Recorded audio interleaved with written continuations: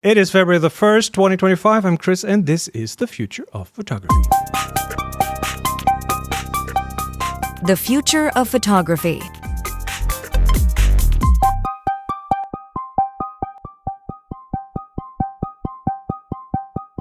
And we're back. All three of us. Adrian, Jeremiah, how are you guys doing? Okay, Hello. surviving. How are you guys doing? Long pause. Surviving. Dealing. Yeah, Taking dealing. refuge in... I seem to be living in one of the more balanced countries of the three of us at the moment, so that's nice. Yeah, it just makes a change. Well- Normally it's not us that's leading the way on that sort of thing. Last episode, we talked about the LA fires. Jeremiah, you're still in your house, and the fires are contained now. So Fires are contained. Obviously, things are very broken down yes, in these communities. It's continuing tragedy. Yeah. Will probably take a decade to recover. But, you know, Los Angeles is a very, very big place. And we tend to absorb this. We take it in stride. You know, we've had riots, floods, earthquakes. And Santa Ana's have been burning us for millions of years. So I don't think that's going to change. Maybe where we build is going to be different. Certainly insurance rates are going to go up if you can get insurance. So there will be big changes, both kind of locally in terms of politics and nationally in terms of how the federal government, which is always at loggerheads with California, is going to work Sure. out, because there will be and is a continuing battle between the progressive state of California and the increasingly right-wing. I'm not even going to say conservative because it's no longer that. In the certainly in the Midwest and to a certain extent the South and of course the East Coast. So it's a very one only has to laugh when we say the United States of America. which is why I chose a topic for today that has nothing to do with politics whatsoever. It is early February, and for Very the early. last very early, 1st of February, for the 1st of last February. month, we've had a lot of foggy weather over here, which is the time of year for that to happen. And of course, that changes things visually, so it's interesting for photography. So that in combination with some of the walks that Monica and I do on the weekends, we took photos. And I thought it might be interesting to talk a bit about natural phenomena, weather phenomena, and so on that Sure. that help us mix it up, take better photos, make it more interesting, and so on. So I think what we're going to do is we've all uploaded some photos to our photo storage. You can go online and find that. Link is in the show notes. And each of us has uploaded a handful of photos. So why don't we each pick like 3 of our photos and just talk a bit about what these phenomena do and how that might be a helpful thing for your pictures. So I'm excited for this because I've spent a lot of time in the last few years trying to make photographs about how I feel about a particular thing. And the weather is definitely, when you're out and about, something you feel, isn't it? So trying to capture it in a way that trying to capture an image or make an image in a way that captures the essence of what's going on. That's a challenge for me anyway. It's a challenge, and also I think, well, sometimes it can be a challenge to even go outside because the weather might not be your friend at this time. Like, some people hate the rain, but rain gives you such a variety of opportunities to do things. You're absolutely Snow right, is Chris. another Although example. I did solve that problem last year With a dog. Absolutely. Forces you out. It is twice a day, or at this time of year, once at night. Yeah. So it is a radical, off-piste solution. It's not without its consequences or compromises. But get a dog. Then you'll take lots of outdoor photos. I think that's in general a good advice to have something that forces you to get your butt off the couch and do something, especially in bad weather. Yeah, here we have a season called June gloom, which is our foggy season when the kind of heat and the cool air kind of swap places in a way. I probably don't know what I'm talking about. Meteorologist said, what is that guy saying? That's crazy. And now it's kind of May gray as well, so that's shifting too. But always my favorite time. I love taking pictures in fog. I like making pictures in fog. I have many, many, many brushes of fog in my Instagram. Fog, mist, rain, all manner and you of do things. not shy away from making photos. No, but with the first fog. one is a actual photograph taken with a camera. If you just That one, slide yes. there, yes, that is the Venice canals at low tide, shot on probably a gloomy June, one of my walks, and I think the element, and I've taken so many pictures in the canals. But I love the mystery that fog adds to photographs. My favorite kind of condition to shoot in. I mean, bar none. I would prefer fog in all my landscapes. When I make images, I tend to apply fog. Here's one. This is all It's working. like in an old computer game that doesn't have the render depth, right? They have to lose That's it right. in the fog because they couldn't render that far. Yeah, this is part of, you're seeing this now. This is part of my newest work. And by the way, this is a video episode. Sorry, guys. So but- just use your imagination. It's a very, very odd kind of alien forest steeped in fog, and it's from a series that is really about the melancholy of botany, or the botany of melancholy, I'm currently calling it. But there is something melancholic about fog that is an emotional thing, and that I think creates a condition under which or over which to kind of appreciate the photo in a slightly different way. So I tend to brush fog in, use it sometimes sparingly, sometimes not. But I am a big fan of adding fog.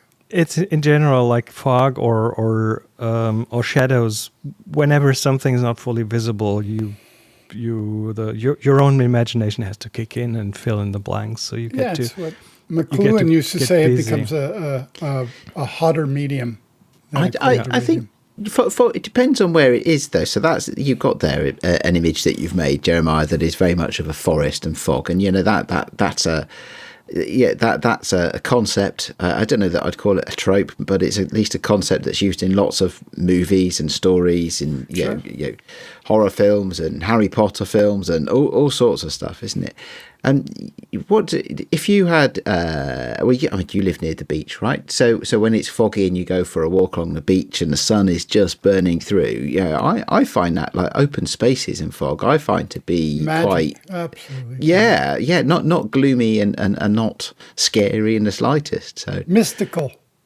it may be, yeah, mystical, but also, I mean, just bare bones that the fog takes care of the background and cleans up your photography. It simplifies it. Here's one of my own favorite photos from recently, and it's a simple stack of tires. Someone unloaded a stack of tires on the side of a country road, probably like Nice. 30 tires. Bit of fly tipping. Let's dump it here. This exactly. is a great way to spoil the visual. Absolutely, but that doesn't happen too often here, at least not on that extent. So I drove by and I had to go back to take this photo. Luckily, it's a very quiet stretch of the road, so I could just park there for a minute and take that out of the window. But you couldn't have taken this photo usually in that way because the background is busy. There's stuff going on, and it's almost all gone. It's almost all hidden. So yeah, I'm a fan of this kind of a look. Definitely gives you, as you say, an assist on cleaning up your images, doesn't it? You don't have to worry about too much about what's in the background because it'll be lower. If it's still visible at all, it'll be lower contrast and what have you. So that'll. Yeah, so you're a fog user too, right? Me, yeah, absolutely. So there's one here looking at if you look at the one that's the gardens for over the fences of the back gardens. This is one I took just one morning, right? Frost everywhere, a winter morning. Wake up and it's foggy and misty. So this is actually shot simply from my back garden along the street, along the back garden, seeing everybody's fences and sheds and garden furniture. Put a long lens on it just for a bit of compression there to draw all those further away things, but into the scene a bit more.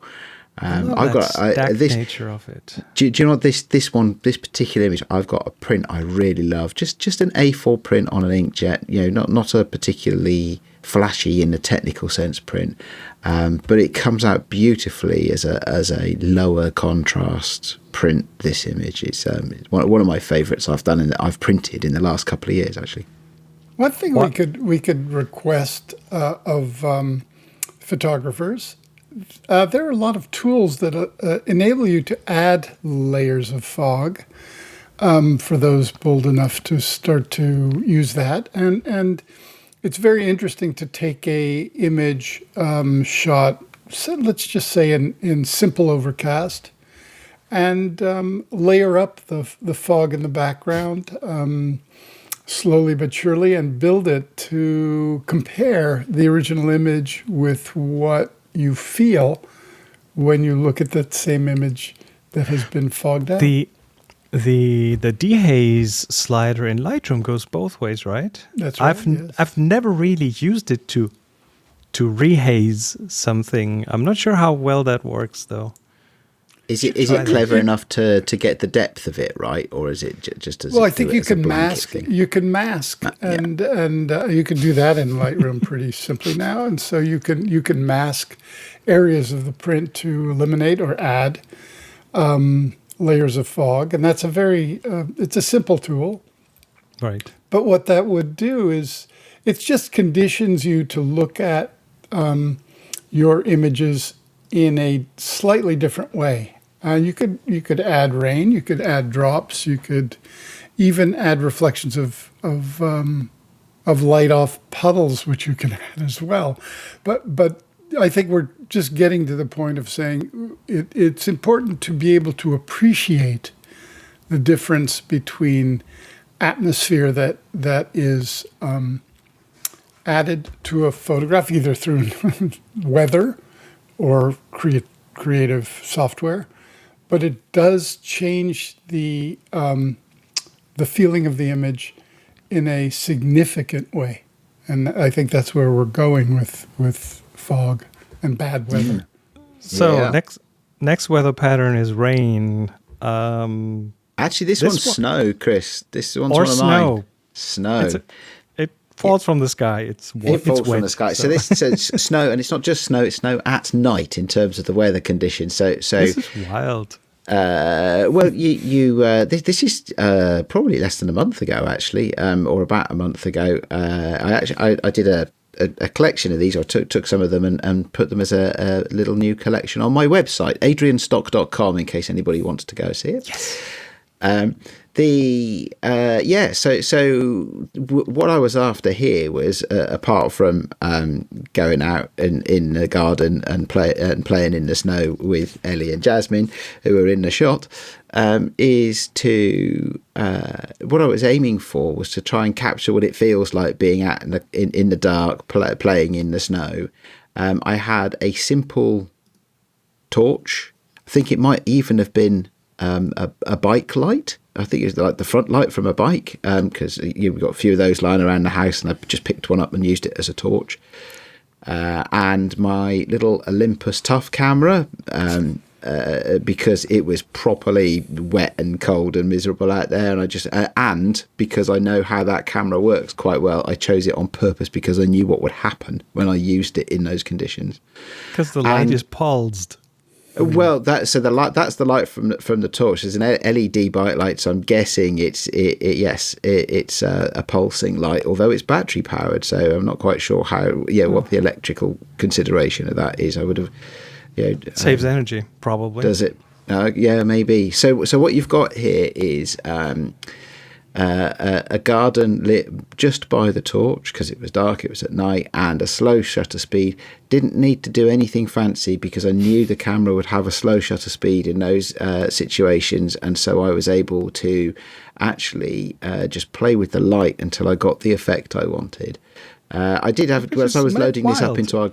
So, as I was loading this up just to share today, I had a quick check on the metadata. It's about 1/10 of a second, if I recall what I saw earlier, as the shutter speed. So it didn't need to be massively long, but just long enough. This immediately jumped out at me because you have these worms in the air with like different parts of them, and or strings of things, and it's snow, but you made it into something completely different. Do you know the work of Todd Hido? Yes. I don't. Definitely worth examining. HIDO. Fabulous photographer, very, very well known here. Many books, and just exquisite large prints, but he does a lot with fog himself, doesn't he? So yeah, well, yes. I mean, he shot a series of photographs through car windshields in rain and bad weather, fog, and they are all beautifully rendered. But his work is he likes his lenses dirty. I'm a fan of that. he's great, and if you don't know him, he's well worth really examining his body of work. He's been doing this for years and years and years. Right. And he does some stuff of buildings at nights, if I recall. Which yes, houses, suburban houses at night with maybe one window lit, again in kind of grim weather. Reminds me in some ways of what might happen if you took the composition of a 70s Eggleston photo and the production qualities of a Crewdson, and added some fog, and not to say that the work is derivative, but just to describe it for people that can't see the pictures. This is horror movie material. This is amazing. It's cool. It's great. So love a bit of Todd Hido.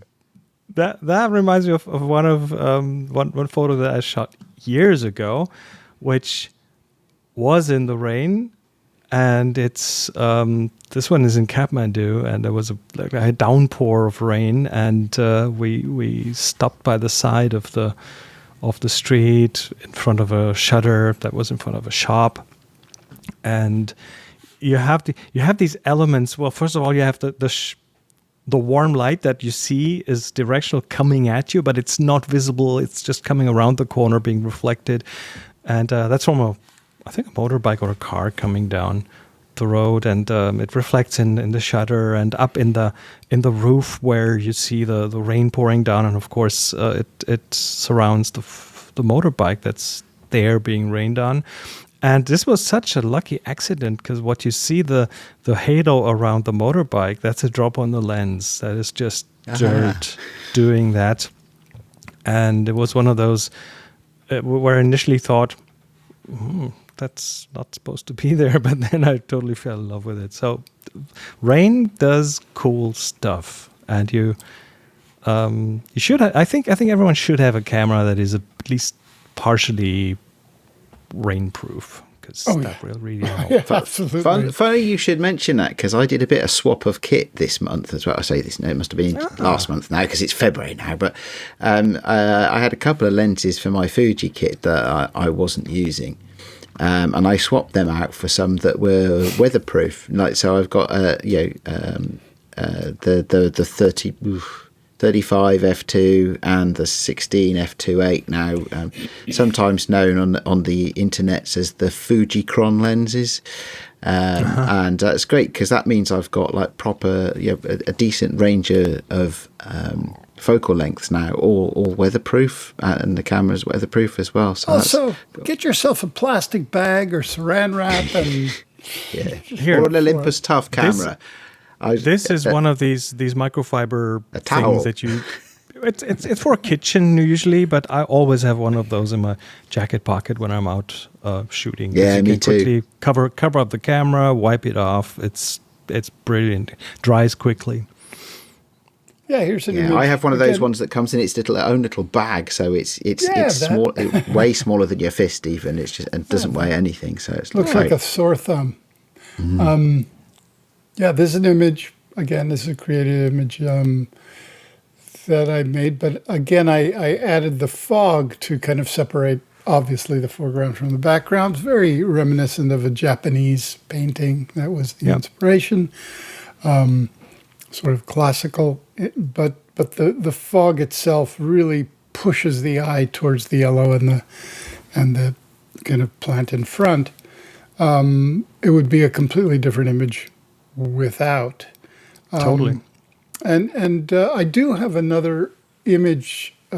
It's just a woman in front of a building. Oh, here's another melancholy. I'm looking for the woman. Did you upload it? One. It's just uploaded. So you just uploaded. Okay, yeah, just uploaded. Refresh because here. We were talking about Lightroom and what you could do in Lightroom. Okay, so this is an image. I made this image as well, but it was a very crystalline kind of image, and I had up-resed it. And I haven't printed it yet, but this is an image wherein I added fog to everything but the woman standing in the center. Oh, so all the fog is artificial. All the fog is yes, all the fog is artificial. Wow, that looks very convincing. Interesting. Yeah. Interesting. Tell me. Can we talk technique for a second? No, wait. Is the rest of the photo real? I need an answer to that question. No, nothing. No. Okay, Adrian. Can we talk technique for a second then? Because I am horribly bad at adding fog to images. So I've tried using gradients and matching those to what I know is the depth in the image. I've tried using a brush. I've tried stuff. I've tried putting it on. I've tried blanketing it on and then erasing it selectively. I'm just horrible at doing fog. So any tips for me? Well, it depends on your software, but if you're using Photoshop or a Photoshop equivalent, like Luminar or whatever, or Affinity Photo or whatever. Affinity, yes. The most important thing is to work in layers. And so if you have a blank layer and you go, this is my fog layer, and you basically brush. I know from Photoshop, I would just create a blank layer and paint fog on it, and then how you blend that, because you can blend the background and the foreground layer in different ways. So that's, you can blend it light, dark, in front and back. There's all manner of ways to blending. That's a whole other discussion technically, but that's one way of doing it. The other way of doing it is basically, you were alluding to, this is doing it simply, which is, Lightroom couldn't be simpler, where you open the image and you can actually select a piece of the image, like the quote, what it will feel is the subject, or you can paint it with a brush, and then you can correct it, so you can add a brush to it, and then you can just play with your dials, your clarity and dehaze working negatively to the left. What is fog technically is a lack of contrast. That's right? it. Yeah. And the contrast goes down the further you're away from the camera. So if you identify the distance of things and you just brush in less contrast, as in a brush that takes down contrast, and you you layer that more the further away you are from the camera, then you will get something, I guess, that is very convincing. Yeah, I mean, you could do it without, you can basically do an exposure. You can have layers of exposure where, the distance is, a brighter exposure with no contrast, and then just add, as you kind of layer in, what do they call that when you're shooting macro photography? Focus stacking? Yeah. Basically, this would be effect stacking. Contrast stacking, yeah, I could see how that would work. Stacking. Yeah, Because Yes, on 'cause an you image could- like this, the foreground could- woman is in full contrast. because I guess you could duplicate the image layer and have each copy of the image at a different level of contrast or fog effect, and then mask for depth, couldn't Right. you, across the whole lot or something like that? But Yeah, that creates other problems, but you could do that. Well, it's a good playground to experiment. And by the way, it doesn't even have to be like a lower contrast brush. It could be just one that raises the black point. Because leave everything else and just take up the black yeah, I point can see a how bit. that would work. And that way, I guess you could get something like that. I'd have to try, but that would be my have to have a initial play. Yeah, thought. cool. Yeah. Anyway. Well, So what's our next inspiration, Chris?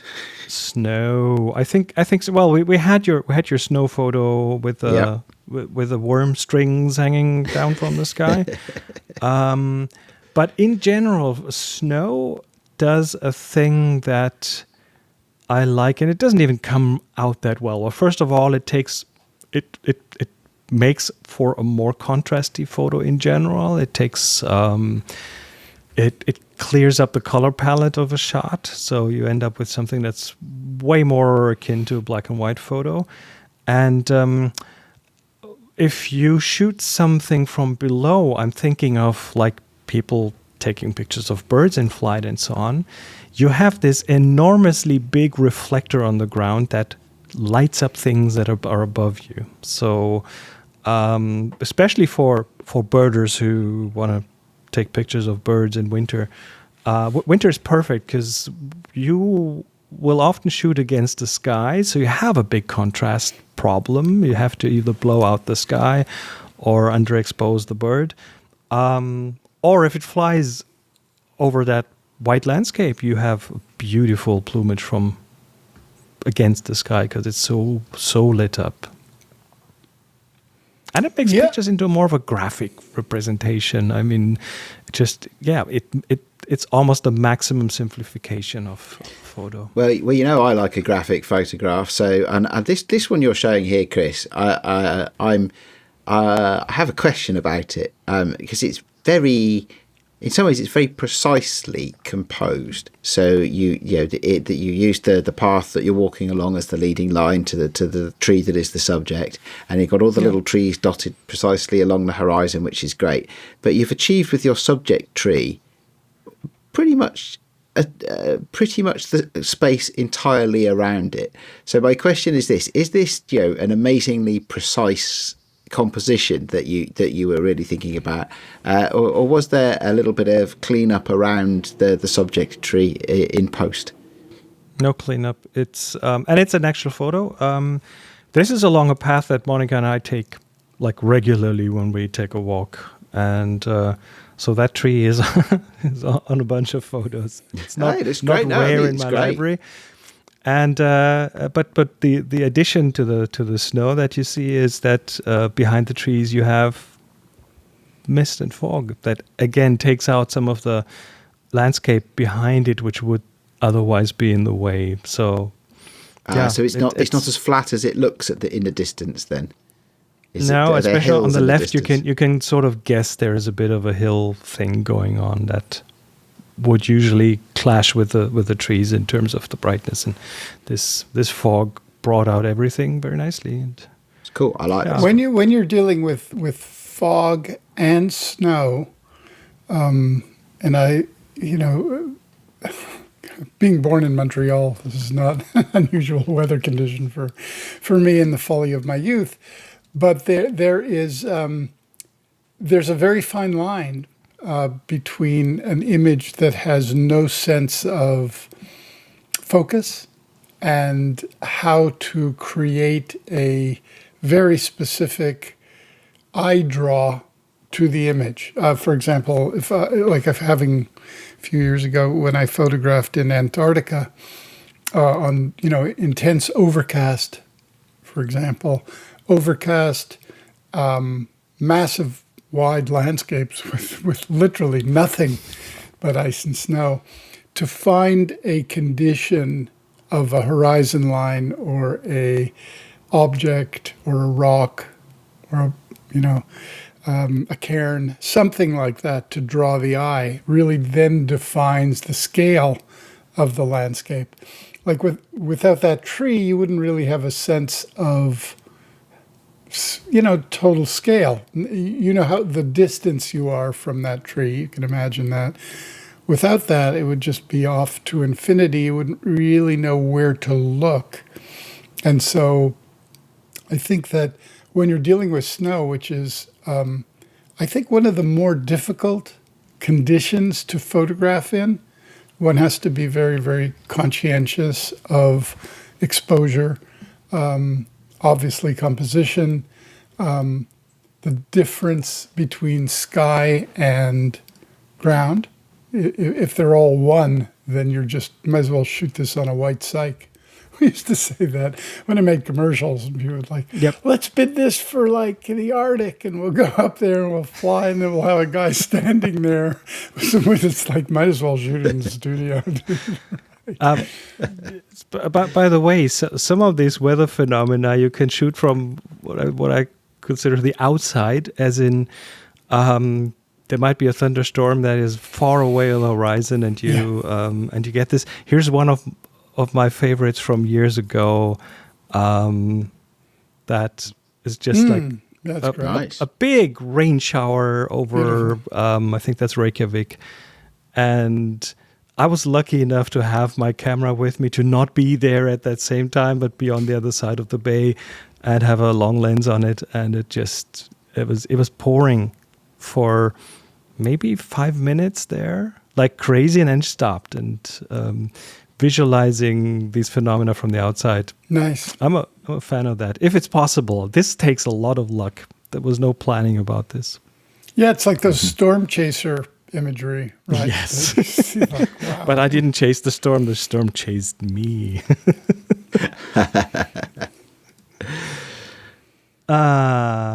Pics. Shall we look at one or two more? Oh, sure. Yeah, let's go. Let me see. This one. Okay, Jeremiah, one of yours. Again, the fog was it looks was one of those weird things that are not real. Yeah. Again, don't look for this in reality, but What's it the feels prompt kind of for real. something like that? Crazy plant? No, it's more complicated than that, because it's worked and adjusted and all of that stuff. So it's not a single prompt, but the fog, adding the fog really pulls this plant, this alien plant, forward. And I've done these series are like straight up black and white, but I've done these images both in anaglyph and 2D and 3D, and my evolving concept is to make a book, which the first, like if you look at it sort of left to right with the cover opening towards the left, it's all 2D, but when you flip it around, you open it and it's 3D, same imagery with little anaglyph glasses. That's my concept that I'm building here. That's cool. Can you shoot those with your phone now that the phone's got two lenses and it's all designed for the spatial video and stuff like that? I think there's software that you can tickle that out of one of the phone photos. You can do it, but the lenses are much too close together to provide a 3D Well, they do, image. but they'll do the spatial video though, don't they? Or do they not? You can. That's artificially They do. created, but yes. Ah, is it? I've that very image, I played with spatial video on it, and looking at it with the Apple Vision Pro is really spectacular, especially when you basically create almost a 180, so you're in the forest. It's quite amazing. Cool. All right. And Adrian, one more of yours. How about Let's this go. one? How about that one? Okay, this is actually a very recent photo as well. This is probably only a month ago. This was, I guess it was a pretty misty day. The visibility was quite a long distance, as you can see. I mean, you can see quite a long way. This is the coast. This is the town of Worthing, as shot from halfway along Worthing Pier, which was why it looks like I'm above it and out to sea, because I'm stood on the pier, taking a shot back along the beach. I like the minimalism in it. Well, yes, and well, thank you for noticing, and that's on purpose, right? And so, what I find I do, one of my techniques at the capture stage on these misty days is I often shoot quite overexposed. I'll still shoot raw, so I've got all the control that I need, but I find I dial in better at the capture stage if I have my viewfinder set. If this one's black and white, but often I'll shoot in black and white anyway, increase the exposure compensations, a stop and a half, 2 stops even. Just I think, okay, I feel like I'd like I don't know whether you'd call this a high key image or not. I've tried to minimise the black in it and what have you. And just let it all fade out, because it was one of those days where the sea and the sky meet, but you can't really tell where and stuff. Yeah, it's that sort of thing. So it's just I've got a print of this one as well, actually, which I've done, which is really, really nice. It's the one I love. It's one I'm living with at the moment. In fact, I've probably got it on my desk. Let's see if I've got it on my desk. The subtle hint of clouds here on the right hand side, which is just like barely dips out of the white. And it's, yeah. Yes, you may not be able to see. There's a brush stroke. Looks like a brush I wonder if you stroke. can see on the camera, there's a little bit more detail on the print in the camera. Can you see? You can see some waves. Nice. Yeah, a little bit. So there's a bit more detail in the print. But yeah, I find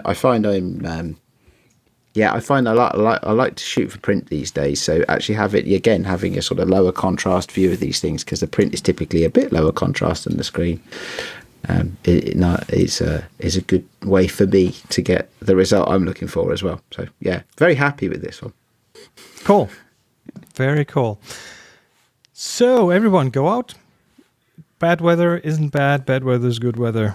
Let's just redefine that right now. And make sure you've got good clothes and shoes. That helps. And with that, let's take a look at our picks of the week. Adrian, you brought us Cole Schaefer. Cole Schaefer, yeah, this is a fella whose newsletter I've been subscribed to for quite a while. You've got the front of his website there. So he's a writer and a poet and a creative. I think professionally, one of the things he does is he's a copywriter, which is his writing is fantastic, and not because it's flowery and not because it's long-winded. In fact, almost precisely the opposite. He's very expressive, but in a very readable, accessible way. Some of that's technique. I think, copywriters often write very short sentences and plain English words and stuff like that, won't they? Depending on, of course, the brief that they're writing to. But one of the things I'm going to do at some point, you'll notice that he does courses. I'm going to sign up at some point for his copywriting course. I think just for the sheer joy of it, just because I'd love to learn a little bit more the way he's thinking, because I love his writing. Wonderful. Haiku. All right, I brought us nothing to show here right now, but you remember last episode we talked about people fleeing Instagram and other big billionaire sites for your creativity. And another area where that's happening right now is the video sharing. Think TikTok, for example. And with all those different, there are two main different networks outside of the big platforms. One is the Fediverse that we talked about, and the other is Blue Sky, which is getting quite a lot of new users recently. And they have both of these sides. There have been several projects to bring video, and especially short form video, over. One on the ActivityPub side is loops.video. On the Blue Sky side, there is one called Tick, one called Skylight, one called Blue Screen, and then there's, for Blue Sky itself, some custom video feeds that you can use as your timeline. And we'll put links to those into the show notes. I don't know which one of them will win, or if we're looking at a bit of a fragmentation of that, away from single monolithic platforms towards a more spread out experience, which I don't think The one with would be the a most bad puppy thing. videos will win, Chris. That is clear. The cat pictures Oh, and cats videos versus and dogs. stuff. Oh, yeah, that's a good one. Oh, wow. Okay. You could pit those against each other. You could. I don't know where this will go, but we are seeing the beginnings of a very interesting development here. So, yeah, we're putting the links out, and then everyone check them out. Loops.video has a lot of traction right now, even though it's very fresh, but it's it's almost a TikTok clone. But you get more of a chronological timeline, so it's not the addicting algorithm. It's easier to leave after 10 minutes. You won't find yourself. You will have seen interesting things, but you won't find yourself 3 hours later still infinitely scrolling. So Yeah. there's That's that. probably it. That's probably it. So it'll go out of business. Well, there is no business. That's the thing, you know. That's There's, the thing. Who knows? There is no financial interest, at least not for now. So, worth a look. Not I until think. they start selling our data, anyway. Well, it's open source. You can put on. That's the thing. You can run your own instance of these things, and you have your data with you. Anyway, Or just like DeepSeek, then you can run your own instance. don't let's get started. That's with a whole. DeepSeek Don't for now. get That's us an entire started on episode. that. Yeah. They just released an image generation model, so They did. there's Anyway, last but not least, Jeremiah, you brought us. Oh, you didn't bring us a new photographer. You brought us tech. I brought you Let's tech. talk I brought about you a that. camera. This camera Oh, no. is insane. I don't know if you've been looking at some of the things that are happening at the Vegas Sphere. If you've seen images of that at all. Yes. No. Okay. No. This is how you capture that. A normal camera can't stretch 162 degrees around the display. This camera can do that.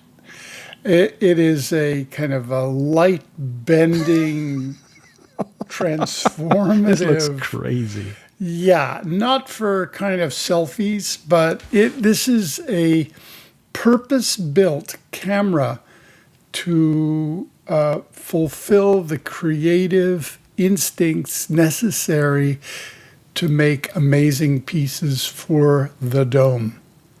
And they're building several domes.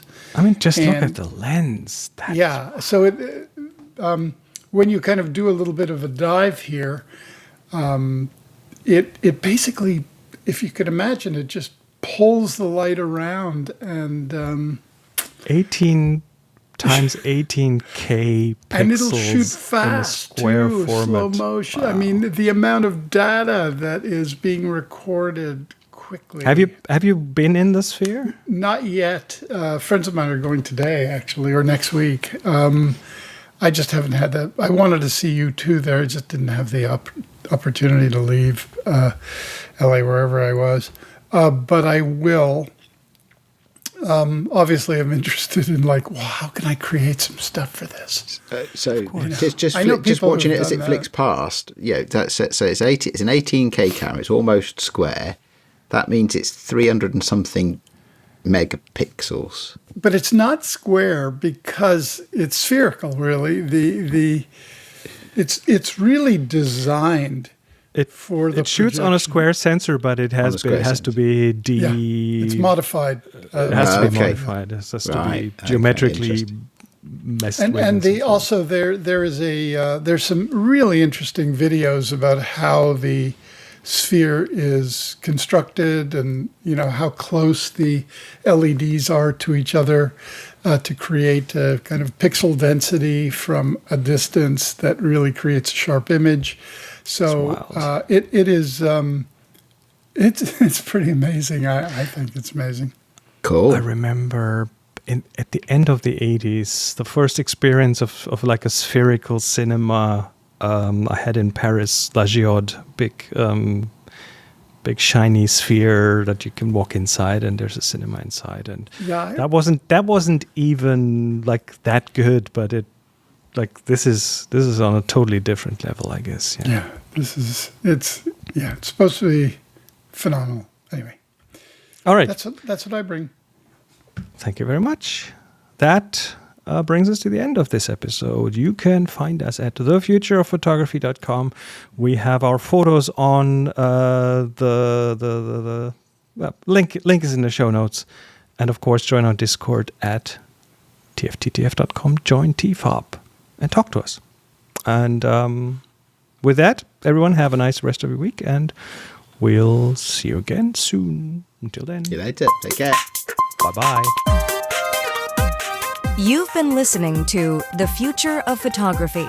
Join the discussion on our Discord, find the show notes and all episodes at thefutureofphotography.com, and subscribe wherever you listen to audio.